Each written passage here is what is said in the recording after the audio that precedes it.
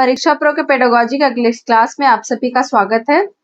तो आज का ये क्लास हम लोग का इवैल्यूएशन का रहेगा। इसके पिछले क्लास में हम लोग मेजरमेंट और असेसमेंट ऑलरेडी पढ़ चुके हैं। ये तीनों टॉपिक आपके बहुत इंपॉर्टेंट है और ये टॉपिक अभी चलते रहेंगे, यहाँ पे खत्म नहीं होगा। इवैल्यूएशन का आपका ये क्लास है, अभी आगे भी काफी ये लेंथी एक मतलब पूरा ये टॉपिक काफी लेंथी है यूपीएससी प्रिंसिपल और वाइस प्रिंसिपल के एग्जाम के लिए। तो अभी 3-4 दिन पहले सर ने एक यूट्यूब पे एक वीडियो डाली थी यूपीएससी के प्रिंसिपल वाइस प्रिंसिपल के सिलेबस का। तो जाके आप लोग उसको चेक जरूर करिएगा और अगर फिर भी अगर उसमें आपको कोई कंफ्यूजन हो तो एक नंबर है, इस नंबर पे जाके व्हाट्सएप कर लीजिएगा, काफी आपको हेल्प मिलेगा। सर से कोई क्वेरी हो आपकी आप पूछ लीजिएगा, ठीक। तो आगे हम लोग बढ़ते हैं अपने टॉपिक की तरफ। तो आज का हमारा जो टॉपिक है वो है इवैल्यूएशन। पिछले क्लास में हम लोग मेजरमेंट और असेसमेंट के बारे में पढ़े हैं। तो मेजरमेंट क्या होता है कि बच्चे के परफॉर्मेंस को हम मार्क्स में दे दें, मार्क्स में रिप्रेजेंट करना क्या होता है, मेजरमेंट होता है। और असेसमेंट क्या होता है, टीचिंग लर्निंग के दौरान बच्चे के अंदर क्या कमियां हैं और कहाँ बच्चा कमजोर हो रहा है उसके जानते हुए उसको सही करते हुए चलना ही हम क्या कहते हैं, असेसमेंट कहते हैं। इसे हम क्या कहते हैं, असेसमेंट, जो कि कभी टीचर भी कर सकता है, बच्चा खुद से भी कर सकता है और बच्चे के जो पीयर होते हैं उनके साथ भी बच्चा कर सकता है। अब हम लोग जानेंगे कि इवैल्यूएशन क्या है। देखिए इवैल्यूएशन क्या है कि मेजरमेंट और असेसमेंट के बाद, मेजरमेंट और असेसमेंट हो गया है, उसके बाद हमें जो डेटा मिलेगा उस डेटा को एनालाइज करना और इसके आधार पे डिटरमाइन करना कि जो हमारा ऑब्जेक्टिव है वो कितना अचीव हुआ है। जैसे कि हम लोगों ने एक टॉपिक बच्चे को पढ़ा दिया, कौन सा कोई टॉपिक, मतलब मान लीजिए मैथ में कोई टॉपिक फ्रैक्शन पढ़ा दिया। फ्रैक्शन पढ़ाते पढ़ाते हम लोगों ने लाइक और अनलाइक फ्रैक्शन पढ़ाया बच्चे को और उस फ्रैक्शन के बारे में हम बीच बीच में बच्चे से पूछते चले गए, क्या यहाँ आ रहा है नहीं आ रहा है, बच्चे की कॉपी चेक करते हुए चले गए। तो ये हो गया हमारा असेसमेंट। पढ़ाने के दौरान हम बच्चे को चेक करते चले गए। उसके बाद हमने मान लीजिए यूनिट टेस्ट लिया या फिर क्लास में ही कोई टेस्ट लिया, टेस्ट में बच्चे जितने मार्क्स लाए वो मेजरमेंट हो गया। उसके बाद क्या हुआ, जो सारा प्रोसेस हुआ उसके बाद हमें ये जानना है कि किस बच्चे को कितना ये समझ में आया। तो ये हमारा होता है इवैल्यूएशन, जिसके अंदर असेसमेंट और मेजरमेंट दोनों होते हैं। इवैल्यूएशन क्या होता है, हम ये जानते हैं कि हमारा जो पढ़ाया हुआ था, हमारा जो ऑब्जेक्टिव था वो हम लोगों ने कहाँ तक अचीव किया है और इससे हम अपना डिसीजन मेकिंग बनाएंगे कि हमें आगे टॉपिक पढ़ाना है कि इसी टॉपिक को फिर से पढ़ाना है, कि कोई 2-4 बच्चे हैं जिन्हें दोबारा पढ़ाना है, कुछ बच्चे हैं जिन्हें आगे पढ़ाना है। तो इसका क्या, इवैल्यूएशन का मेन पर्पस क्या होता है, जजमेंट करना कि क्वालिटी और जो हम लोगों ने पढ़ाया है उसकी क्वालिटी और उसका वर्थ क्या है, हम लोग का पढ़ाया बच्चों को कितना आया। ये होता है इवैल्यूएशन। अब देखिए इवैल्यूएशन के लिए की एलिमेंट क्या होते हैं। सबसे पहले हम क्या करेंगे, ये सिर्फ मार्क्स नहीं देता है, ये एक प्रोसेस होता है कलेक्टिंग इंफॉर्मेशन को, उसको अंडरस्टैंड करने को, उसका जजमेंट करने को और उसको इम्प्रूव करने को। तो इसका जो पहला स्टेप क्या होता है, सबसे पहले हम क्या करेंगे, बच्चे के बारे में जो हमारे पास इंफॉर्मेशन है उसको कलेक्ट करेंगे। जैसे मान लीजिए आज हमें बच्चे को क्या पढ़ाना है, इवैल्यूएशन पढ़ाना है। अभी मैं जैसे आप लोगों को पढ़ा रही हूँ ना इवैल्यूएशन, तो सबसे पहले हम क्या करेंगे, उसका एक प्लान्ड वे में इंफॉर्मेशन कलेक्ट करेंगे। फिर उसको क्या करेंगे, ये हम जानेंगे कि बच्चे को हम किस तरीके से पढ़ाएं कि बच्चा उसको समझ में आए, उसको समझ ले। तो हम क्या करेंगे, डेटा कलेक्ट करेंगे, फिर इवैल्यूएशन यहाँ से स्टार्ट हो जाएगा हमारा। फिर हम क्या करेंगे, जो डेटा कलेक्ट हुआ है, मान लीजिए हमने बच्चे को इवैल्यूएशन पढ़ा दिया, उसके बाद हम उसकी व्याख्या मतलब उसका इंटरप्रिटेशन करेंगे। उसके बाद बच्चे का टेस्ट लेंगे। टेस्ट लेके मान लीजिए कोई बच्चा है राहुल नाम का, मैंने 80 क्वेश्चन दिए थे, उसमें से वो बच्चा 32 स्कोर किया। और एक बच्चा है जिसका नाम है रोनी, उसने 80 में से 15 मार्क्स गेन किए। ठीक, तो हमने क्या, अब यहाँ पे हम क्या करेंगे, इस डेटा को पढ़ाने के बाद हमने इसमें टेस्ट करवाया बच्चे का। सबसे पहले पढ़ाने के बाद बच्चे का टेस्ट कराया, फिर उस टेस्ट के बाद उस मार्क्स को क्या क्या इंटरप्रेटेट किया, मतलब उसका अर्थ निकाला।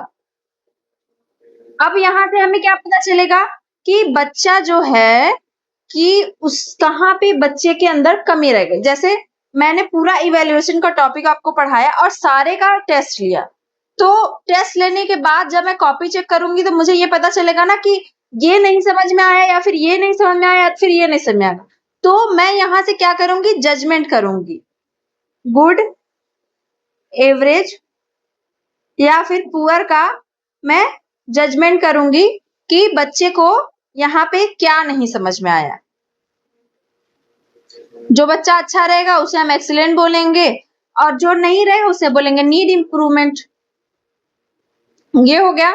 अब हम क्या करेंगे, इसके आगे हम एक्शन लेंगे। एक्शन क्या लेंगे, जो टॉपिक नहीं समझ में आया हम क्या करेंगे, उसके लिए रेमेडियल क्लास चलाएंगे। सबसे पहले बच्चे की प्रॉब्लम को डायग्नोज करेंगे,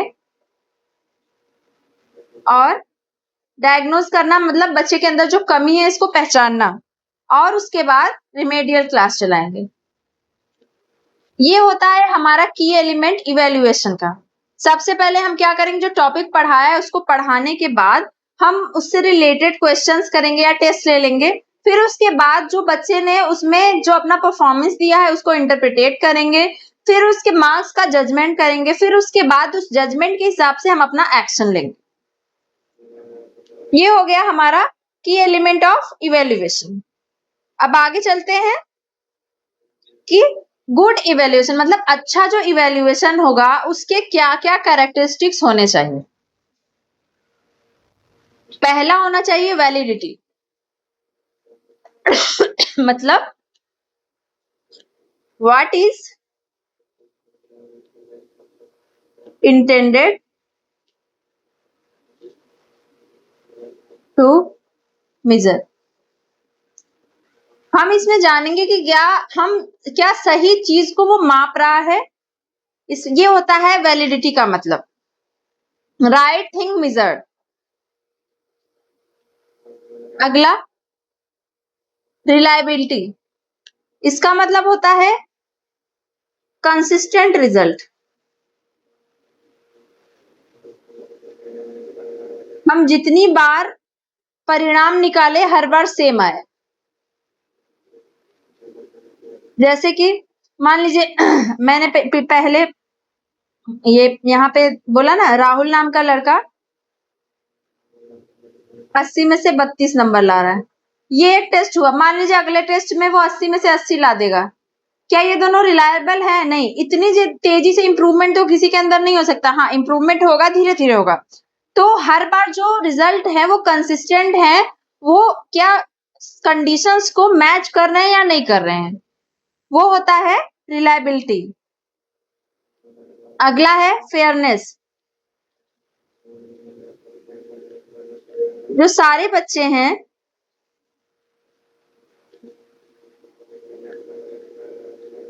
should get an equal chance to perform। सारे बच्चे को इक्वल चांस मिलना चाहिए। ये नहीं कि जैसे टेस्ट हुआ तो कुछ बच्चे टीचर के फेवरेट होते हैं ना, तो उनको 10 मिनट एक्स्ट्रा दे दिया, वो बोल दिया सर मेरा नहीं हुआ है 10 मिनट एक्स्ट्रा दे दो। नहीं देना है, सारे बच्चे को हमें इक्वल ट्रीट करना है। तो इसका मतलब इसे क्या कहते हैं, फेयरनेस। किसी भी तरह का अनफेयर हमें नहीं होना है टीचर बच्चे के साथ। हमें बायसनेस नहीं करनी, सबको इक्वल अपॉर्चुनिटी देनी है। अगला क्या है, यूजफुलनेस मतलब हेल्प्स इन इम्प्रूवमेंट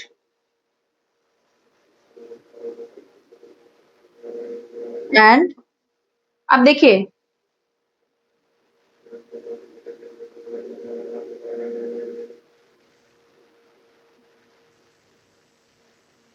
यूजफुलनेस मतलब ये क्या हमारे लिए यूजफुल है? इससे क्या बच्चे का जो भी चीज हम बच्चे को पढ़ा रहे हैं, मान लीजिए हमने बच्चे को पढ़ाया कुछ और, इवेल्युएशन किसी और चीज का ले लिया। मान लीजिए मैं आपको अभी पढ़ा रही हूँ इवेल्युएशन, और मैं आपसे पूछने लगूँ थॉर्नडाइक के क्वेश्चन, तो क्या वो आपके लिए यूजफुल होगा? नहीं।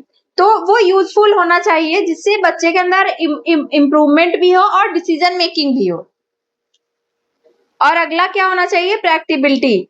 जैसे बच्चे को वो उसके जो रिसोर्सेज हैं, उसके जो मनी है, उसमें वो मिल जाए, बहुत महंगा ना हो, या फिर इवेल्युएशन में बहुत ज्यादा टाइम ना लगे। ये होता है प्रैक्टिबिलिटी। ठीक है, तो अच्छे इवोल्यूशन, हम इवेल्युएशन को एक अच्छा इवेल्युएशन तभी कहेंगे जब उसमें ये सारी प्रॉपर्टीज हों: वैलिडिटी, रिलायबिलिटी, फेयरनेस, यूजफुलनेस और प्रैक्टिबिलिटी। अब हम लोग जानेंगे कि मेजरमेंट, असेसमेंट और इवेल्युएशन में क्या रिलेशनशिप होता है। तीनों तो हम पढ़ चुके हैं, लेकिन हम तीनों में एक जानेंगे रिलेशनशिप। जैसे तीनों को पहले हम लिख लेते हैं: मेजरमेंट,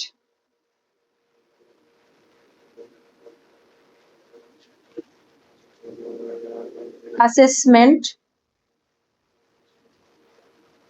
और इवेल्युएशन।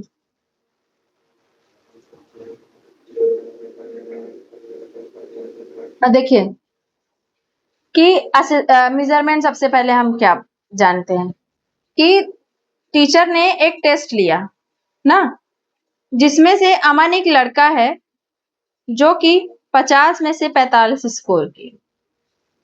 ये हो गया मेजरमेंट। लेकिन उसके साथ टीचर क्या चेक करेगा? उसका प्रैक्टिकल वर्क,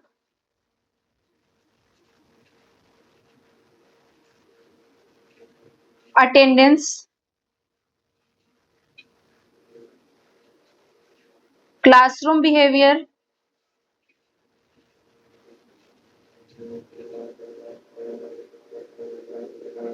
नोटबुक,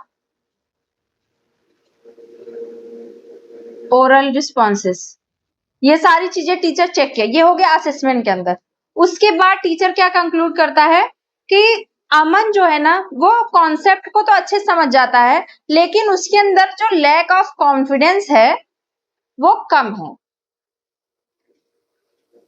अमन अंडरस्टैंड, या फिर इसको लिखने की जरूरत नहीं, तो लेकिन जो कॉन्फिडेंस है बोलने की उसके अंदर वो कम है। तो टीचर क्या डिसाइड करता है?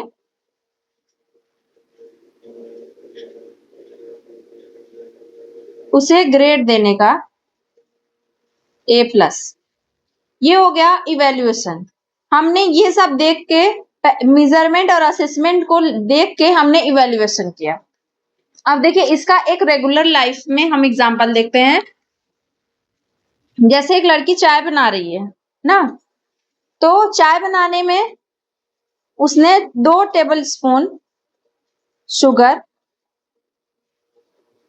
200 ml मिल्क, 5 ग्राम लीव्स, चाय की पत्ती। फिर ये क्या हो गया? मेजरमेंट। इतनी चीजें उसने डाली। फिर वो क्या करती है? फैमिली मेंबर्स के पास ले जाती है,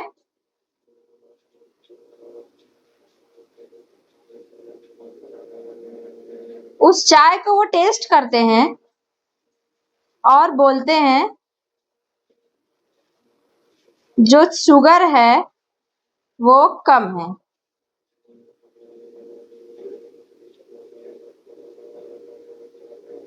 ये हो गया असेसमेंट। इवैल्यूएशन क्या होगा? ये मेजरमेंट हुआ, असेसमेंट हुआ, शुगर कम लगेगा, फिर इसी में वो और शुगर डाल देंगे। फिर उसका इवैल्यूएशन क्या होगा? वो बोलेंगे कि आज की चाय बहुत अच्छी बनी है।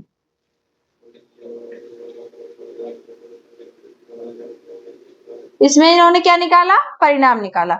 तो ये होता है रिलेशनशिप मेजरमेंट, असेसमेंट और इवैल्यूएशन में। इससे हम ये कह सकते हैं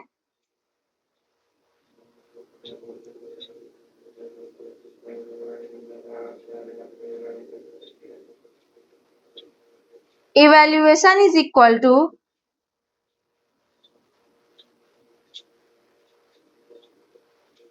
असेसमेंट प्लस मेजरमेंट।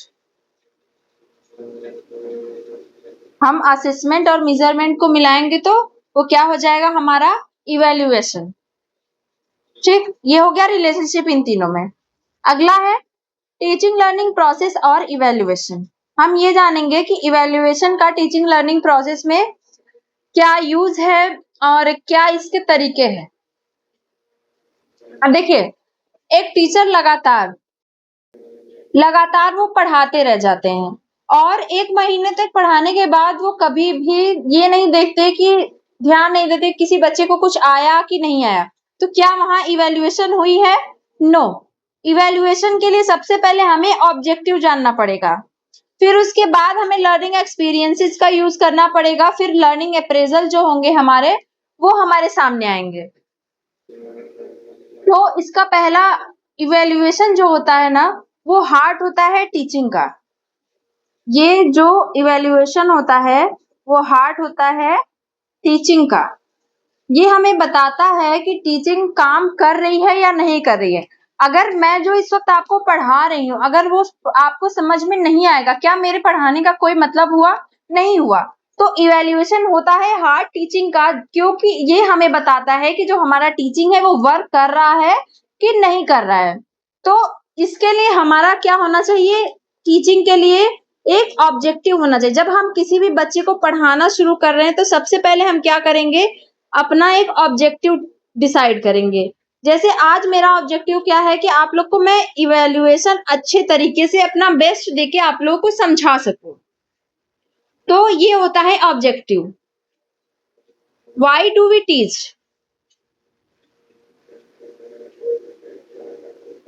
तो हम आपको पढ़ा क्यों रहे हैं? इसलिए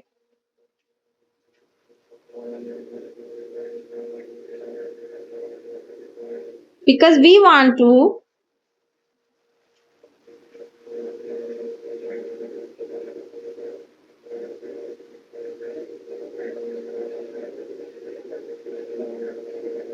achieve learning objective।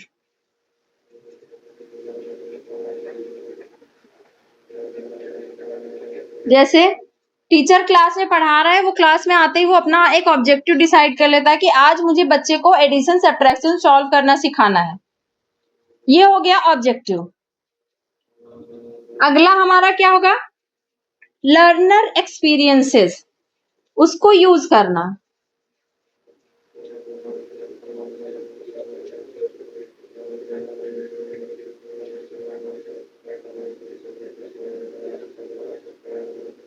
इसमें हम क्या जानेंगे? What learning experience the teacher provides.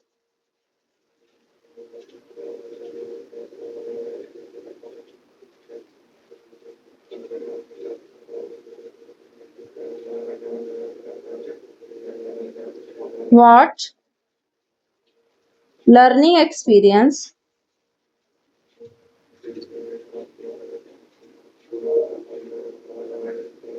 The teacher provides. Teacher कौन सा लर्निंग एक्सपीरियंस से बच्चे को पढ़ा रहा है? Lecture method, discussion method, project work या फिर ग्रुप वर्क, कुछ भी जिससे हम अपने ऑब्जेक्टिव को अचीव करने के लिए बच्चों को हेल्प कर रहे हैं पढ़ाने के लिए। तो लर्नर एक्सपीरियंस क्या होगा? जो टीचर लर्निंग एक्सपीरियंस के थ्रू बच्चे को पढ़ाए, वो होगा लर्नर एक्सपीरियंसेस। जैसे एडिशन सब्ट्रैक्शन पढ़ाने के लिए छोटा बच्चा है तो यहाँ पे मान लीजिए टीचर अबेकस का यूज करने लगे। सबसे पहले बच्चे को गिनती सिखाया, फिर अबेकस का यूज करके एडिशन सब्ट्रैक्शन सिखाया। तो ये होगा लर्नर एक्सपीरियंस। तीसरा हमारा क्या होगा? Learner appraisal. अप्रेजल का मतलब यहाँ होगा मूल्यांकन। अब हम क्या करेंगे? अप्रेजल करेंगे। आखिरी में वेदर स्टूडेंट हैव लर्न और नॉट।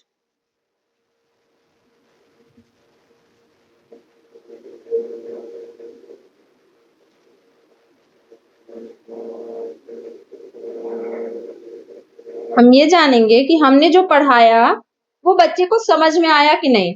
उसके लिए मेथड कौन सा यूज करेंगे?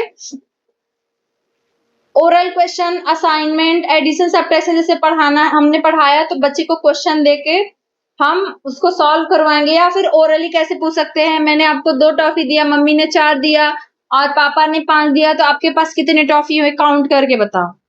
ये हो गया ओरल क्वेश्चन, या फिर बच्चे को असाइनमेंट देके, तो ये हो गया लर्नर अप्रेजल। टीचर क्या करेगा? क्वेश्चन देगा, अगर बच्चे ने वो सारे क्वेश्चन अच्छे से सॉल्व कर लिए तो मतलब टीचर का जो ऑब्जेक्टिव है वो उसे मिल गया। ये होता है टीचिंग लर्निंग प्रोसेस में इवैल्यूएशन का काम। हम लोग इवैल्यूएशन क्यों करते हैं? कि हमारा जो ऑब्जेक्टिव है वो हमें कितना मिला है हम वो डिसाइड कर सके। तो ऑब्जेक्टिव क्या डिसाइड करता है? व्हाट शुड वी टीच, हम क्या पढ़ाना चाह रहे हैं। और लर्नर एक्सपीरियंस क्या? हाउ शुड वी टीच, हम कैसे पढ़ाना चाह रहे हैं। लर्नर अप्रेजल से क्या? डिड स्टूडेंट लर्न, मतलब टेस्ट करना कि जो ऑब्जेक्टिव है वो अचीव हुए हैं या नहीं हुए। अगर अप्रेजल ऐसा शो करता है कि जो बच्चे हैं वो नहीं सीख पाए हैं तो हम क्या करेंगे? दोबारा ये प्रोसेस कंटिन्यू करेंगे जब तक कि हमारा जो ऑब्जेक्टिव है वो अचीव नहीं हो जाता। इसका सीक्वेंस क्या होता है इसको याद रखे रहिएगा।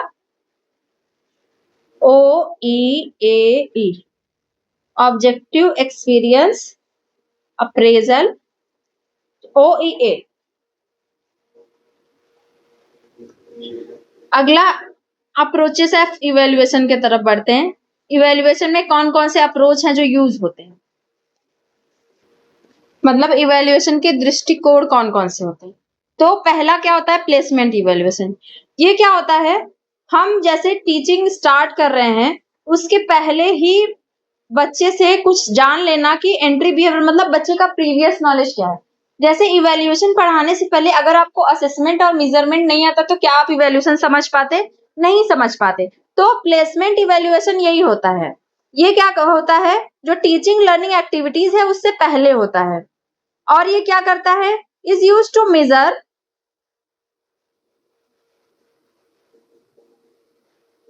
द एंट्री बिहेवियर और एग्जिस्टिंग नॉलेज, जिससे हम क्या पता करते हैं कि जो बच्चे का एग्जिस्टिंग नॉलेज है क्या है of the learner, and it help to know whether the learner is able to acquire the new learning experience based on his previous knowledge. अभी देखिए हम लोग ऑनलाइन पढ़ रहे, लेकिन मान लीजिए यही अगर मैं इवैल्यूएशन आपको पढ़ाती ऑफलाइन, सामने से पढ़ाती, तो क्लास में आने से पहले मैं सबसे पहले यही पूछती ना कि आप लोगों को क्या मेजरमेंट और असेसमेंट समझ में आया। समझ में आया होगा तभी मैं इवैल्यूएशन कंटिन्यू कर सकती हूँ, क्योंकि बिना मेजरमेंट इवैल्यूएशन में मेजरमेंट और असेसमेंट ऑलरेडी इंक्लूडेड है, तो बिना मेजरमेंट और असेसमेंट के ये समझ नहीं आएगा। तो इसका जो कीवर्ड होता है वो होता है एंट्री बिहेवियर, मतलब हम किसी भी टॉपिक में घुसने से पहले उसके बारे में जान लें। It is done before teaching start, ये कब होता है? टीचिंग स्टार्ट होने से पहले। In the teaching learning process, before teaching a new topic, teacher should know the previous knowledge of student. Teacher क्या करेगा? सबसे पहले जो स्टूडेंट है उसके प्रीवियस नॉलेज को चेक करेगा। ये होता है प्लेसमेंट इवैल्यूएशन। और ये ऐसा हम क्यों करते हैं? ऐसा इसलिए करते हैं कि ऑर्गेनाइज हो सके हमारा टीचिंग लर्निंग एक्टिविटी जो लर्नर है उसके प्रीवियस नॉलेज के according.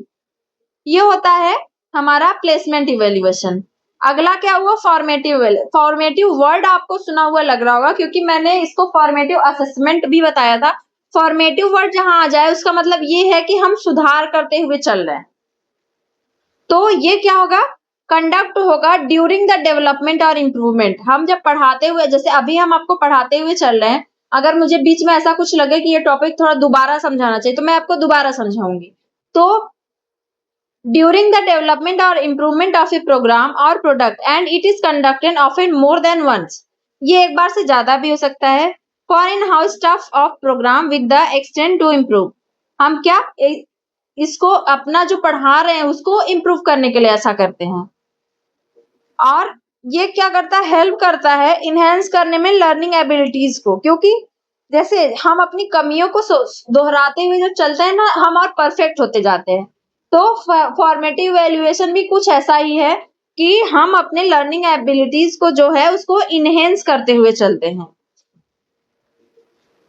It builds on prior knowledge and experience of the learner and ensure learner friendly assessment. इसमें क्या होगा, लर्नर फ्रेंडली असेसमेंट होगा। ये लर्नर को एक्टिवली और कंटिन्यूसली एंगेज करेगा लर्निंग में। और formative evaluation start from the very beginning of designing instruction and it continue till the end of the course। देखिए, formative assessment हम जब से पढ़ाना शुरू करेंगे और पढ़ाते रहेंगे और जब तक खत्म करेंगे, पूरा इस दौरान formative assessment चलता रहेगा, क्योंकि इस दौरान हम अपनी कमियों को जानते रहेंगे, उसको सुधारते रहेंगे और चलते रहेंगे। तो ये होता है formative assessment। अगला क्या है, डायग्नोस्टिक इवेल्युएशन। इसमें क्या होगा, ये चलता रहेगा फॉर्मेटिव इवेल्युएशन के द्वारा साथ साथ। जैसे मान लीजिए हमने आपको ये पढ़ा दिया इवेल्युएशन, फिर मैंने आपसे क्वेश्चन कोई भी पूछ लिया कि मुझे आप प्लेसमेंट इवेल्युएशन के बारे में बताओ, पढ़ाते ही। तो अगर आप नहीं बता पाए तो फिर मैं क्या करूंगी, ना बता पाने का सबसे पहले वजह डायग्नोज करूंगी।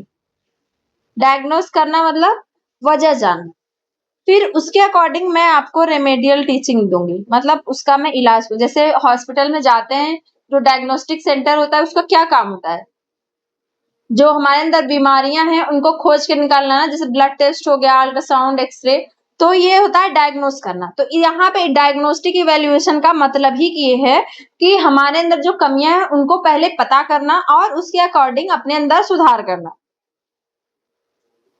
It is carried out based on the data obtained from formative assessment. It is especially conducted to identify and remove the learning difficulty of learner if it is observed found during the formative evaluation।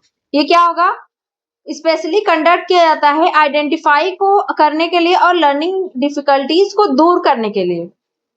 और if it is observe and found during the formative evaluation, ये कब किया जाता है, formative evaluation के बीच बीच में ही किया जाता है।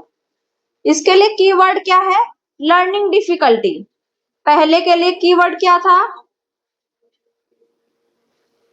Entry behaviour. इसके लिए लर्निंग डिफिकल्टी, मतलब हम लर्निंग में जो डिफिकल्टी बच्चे के साथ हो रहा है उसको हम जानते हुए चलेंगे। ये क्या हुआ हमारा डायग्नोस्टिक इवेल्युएशन। तो इसमें क्या होता है, रेमेडियल टीचिंग होती है, हमें डिफिकल्टी को समझना रहता है, आइडेंटिफाई करना रहता है और जो लर्निंग डिफिकल्टी है उनको सॉल्व करना रहता है। अगला है समेटिव इवेल्युएशन। देखिए, समेटिव भी टर्म मैंने पहले बताया था, ये इसका मतलब क्या होता है, जहां समेटिव आए मतलब जो एंड होगा, जैसे सेमेस्टर एग्जाम हो गया, ईयरली एग्जाम हो गया, तो वहां समेटिव इवेल्युएशन होगा। तो it is used to find out the extent to which the instructional objective have been achieved at the end of a terminal period. हम एकदम आखिरी में जानेंगे, जैसे ये सारा कुछ पढ़ाने के बाद जब आप लोग का यूपीएससी का प्रिंसिपल वाइस प्रिंसिपल का एग्जाम हो, उसके बाद जो रिजल्ट आए उसके बाद मुझे पता चले कि आप लोग के कौन सेलेक्ट हुआ नहीं सेलेक्ट हुआ, तो वो किसके अंतर्गत आएगा, वो आएगा समेटिव इवैल्यूएशन के अंतर्गत। The main purpose of summative evaluation is assigning marks. इसका मेन पर्पज क्या होता है, मार्क्स देना। It also provides information for judging appropriateness of the course, objective and the effectiveness of instruction। ये क्या करता है, इंफॉर्मेशन प्रोवाइड करता है कि जो हमने पढ़ाया उसका इफेक्टिवनेस क्या है, वो कितना अप्रोप्रिएट है। It sums up how much a student have learn it over a period of time. ये क्या बताता है कि एक स्टूडेंट ने इस पीरियड ऑफ टाइम में कितना पढ़ा। मैं आपको अगर 10 लेक्चर पढ़ा रही हूँ तो मुझे आखिरी में ये पता चले, फॉर्मेटिव क्या है उसी दौरान मुझे पता चलता रहे, प्लेसमेंट क्या है मुझे शुरू में आपके प्रीवियस नॉलेज का पता चलता रहे, डायग्नोस्टिक क्या है कि मैं पहले मतलब पढ़ाते हुए आप लोग को जानते हुए चलो और रेमेडीज मतलब आपके प्रॉब्लम्स को सॉल्व करते हुए चलो। और समेटिव क्या है, आखिरी में पता चलना। It contribute the all overall grading and certification of children. ये किस में हेल्प करता है, जो लास्ट में बच्चों का रिजल्ट बनाया जाता है उसमें।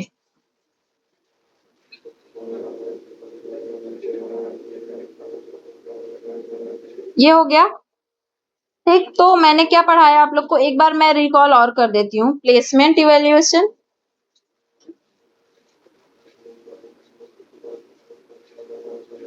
और फॉर्मेटिव, डायग्नोस्टिक और आखिरी में समेटिव।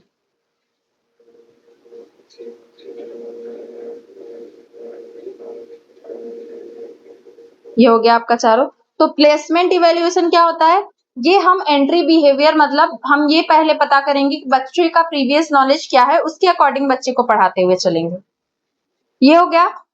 और फॉर्मेटिव, हम पढ़ाते हुए चले और ये जानते हुए चले कि आपको कितना आ रहा है। डायग्नोस्टिक, और हम जब ये जाने कि आपको कोई चीज नहीं आ रही है, मतलब इवैल्यूएशन में कोई ऐसा टॉपिक है आपको नहीं आ रहा है, उसका हम रिजल्ट जाने, फिर आपको दोबारा पढ़ाएं, आपको रेमेडी टीचिंग दे, तो वो डायग्नोस्टिक हो गया। समेटिव क्या हुआ? मैं पूरा आपको इवैल्यूएशन पढ़ा के आखिरी में आपका टेस्ट ले लूं, उसके अकॉर्डिंग आपको मार्क्स दे दूं, तो ये हो गया समेटिव असेसमेंट। ठीक, ये चार हो गए। अब मैंने आपसे बोला था ना कि मैं आपको क्वेश्चन बताऊंगी।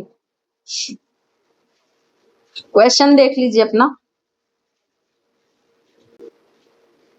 देखिए पहला question, the evaluation of pupils learning difficulties during instruction is known as. पढ़ाने के दौरान जो बच्चे की लर्निंग डिफिकल्टीज हैं उनको समझते चलना, ये क्या होता है? क्या होता है बताया था मैंने आपको। लर्निंग डिफिकल्टी किस में आता है? डायग्नोस्टिक इवैल्यूएशन में। तो इसका आंसर क्या होगा? डायग्नोस्टिक। एक क्वेश्चन ये हो गया। ये प्रिंसिपल का या वाइस प्रिंसिपल का एग्जाम है 2021 का, उसका क्वेश्चन है। Which one of the following statement indicate the formative evaluation. इसमें से फॉर्मेटिव इवैल्यूएशन क्या बताता है? Pupils entry performance in sequence of instruction, pupils learning progress during instruction, pupils learning difficulty during. तो बताइए, एट द एंड नहीं होता है, प्रोग्रेस ड्यूरिंग या फिर डिफिकल्टीज नहीं, ये डायग्नोस्टिक होता है। ये भी नहीं होता तो pupils learning progress during instruction, ये होगा ऑप्शन नंबर बी। अगला क्वेश्चन ये है, which one of the following measurement scales has an absolute 0 point. इसका आंसर आप लोग मुझे बताएंगे कमेंट सेक्शन में कि इसका आंसर क्या होगा, क्योंकि ये भी मैंने पिछले क्लास में डिस्कस किया। तो ये हो गया आपका क्लास। और अगर आपको बैच लेना है, परचेज करना है, तो आप इस नंबर पे कांटेक्ट करके बात कर सकते हैं या फिर इस वेबसाइट पे जाके सर से बात कर सकते हैं और परीक्षा प्रो ऐप डाउनलोड करके आप उसे पढ़ सकते हैं। ठीक है, मिलते हैं अगले क्लास में। Thank you so much.